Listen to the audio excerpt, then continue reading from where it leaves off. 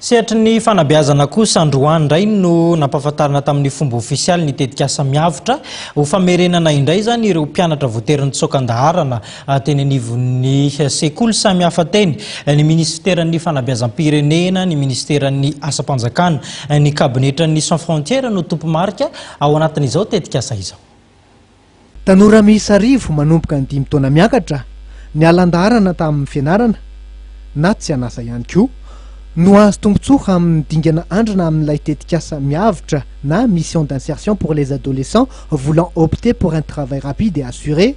izay fandrombonan'ny ministeran'ny fanabeazam-pirenena, ny kabinetra Action Sans Frontières sy ny ministeran'ny asa, ny asam-panjakana ary ny fiainara-tsosialy. Hoentina anomanana sy anomeza tombon'ireo tanora izay nialan-daharana toy ny sehatry ny fianarana izay tsy nahatoto lavitra ary koa ireo tanora izay tsy nandeha fianarana mba ho fanampiana azy ireo zany amin'ny araka ny tetikasa hoe hiavitra zay hoe hiavitra eo amin'ny fiainana ka anankitelo moa zany ny teboka lehibe ho atao ny fampiofanana sy fanentanana ataon'ny tanora amin'io dia voalohany amin'izany dia ny fampahalalana an'ireo tanora ireo ny lalàna fototra amin'ny fean'izany asa zany raha hiasa manolona ino ny zavatra tokony fantatra, raha hiahateny ianao ino ny zavatra lalàna fototra amin'ny fe ny zany lalàny asa zany eto Madagasikara. Dia manaraka an'izay dia fampianarana sy fandroana lalana an'ireo tanora ireo amin'izay hoe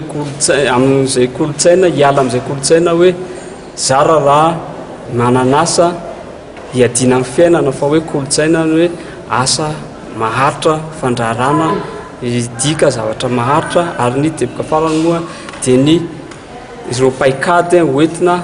anamorana sy indrindra hoe ampahomby amin'izay asa atao izay. Nampahafantarina tetsy amin'ny ministeran'ny fanabeazam-pirenena ny Antsenosy ny mikasika an'ity tetikasa ity.